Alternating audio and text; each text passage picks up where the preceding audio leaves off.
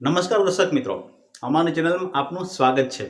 અમારી ચેનલમાં તમે પહેલી વખત વિડીયો જોતા હોય કે પછી તમે અમારા નિયમિત દર્શક મિત્ર હોય, 1 મિનિટ અમારા મનની વાત તમને કહેવા ઈચ્છીએ છીએ તો પ્લીઝ મહેરબાની કરીને શાંતિથી સાંભળશો।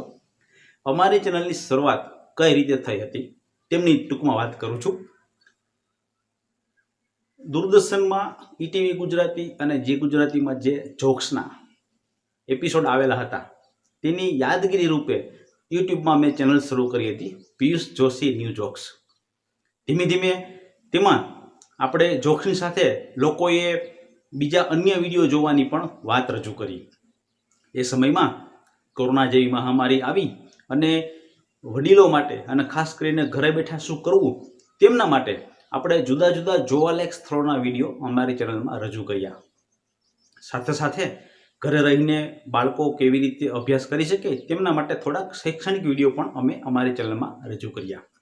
આમ અમારી ચેનલમાં દર્શકોનો સાથ મળતો રહ્યો અને ધીમે ધીમે અમારી ચેનલમાં 1000, 2000 કરતાં વધુ સબસ્ક્રાઈબર થઈ ગયા અને 3 લાખ જેટલા દર્શક મિત્રો પણ અમારી ચેનલ નિહાળતા થઈ ગયા।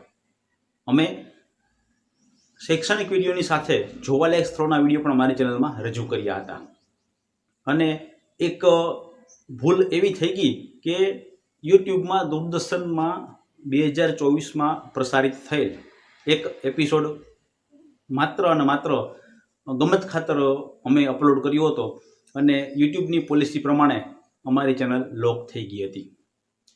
2900 કરતાં વધુ સબસ્ક્રાઈબર અને 3 લાખ જેટલા દર્શક મિત્રોએ અમારા ઉપર ખૂબ સારો વિશ્વાસ રાખ્યો અને નસીબ જોગે તે ચેનલ 9-10 મહિનાના સંઘર્ષ પછી પાછી અમારા હાથમાં આવી છે। તો આ ચેનલ હવે આપણે આગળ વધારીએ છીએ। હવે આ ચેનલમાં તમે જોક્સના થોડાક વિડીયો જોઈ શકશો અને જોવાલાયક સ્થળોના વિડીયો તમે જોઈ શકો છો। શૈક્ષણિક વિડીયો માટે અમે અમારી એક અલગ ચેનલ બનાવી છે, કાવ્યા જોશી ઉના કે વિડીયો।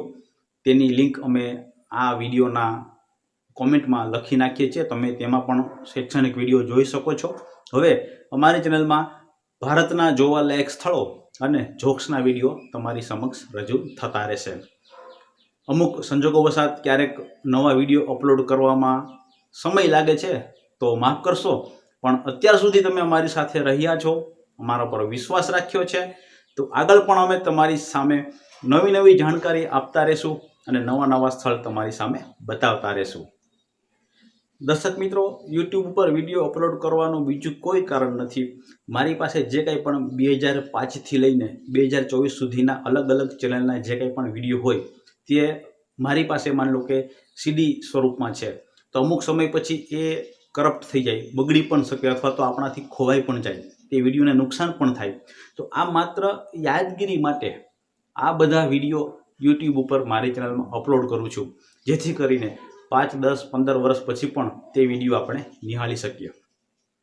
જોવાલાયક સ્થળોના વિડીયો રજૂ કરવાનો અર્થ એટલો જ છે કે જે વૃદ્ધ અથવા તો જે ઘર બેઠા જે બહાર બહુ ફરી નથી શકતા તે લોકોને આપણે કોઈ પણ નવા સ્થળની જાણકારી આપીએ, ધાર્મિક સ્થળ હોય કે કોઈ પણ હકારાત્મક બાબતો હોય તેવી અમે દર્શકો સુધી પહોંચાડવા માટે મહેનત કરીએ છીએ।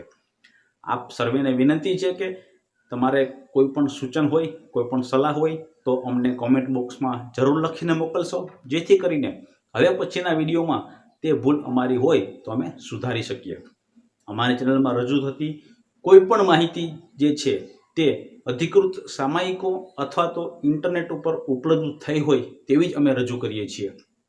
કોઈ પણ સાંભળેલી વાત અથવા તો જેને કહી શકાય કે નકારાત્મક વાત અમે દર્શકો સુધી પહોંચાડતા નથી।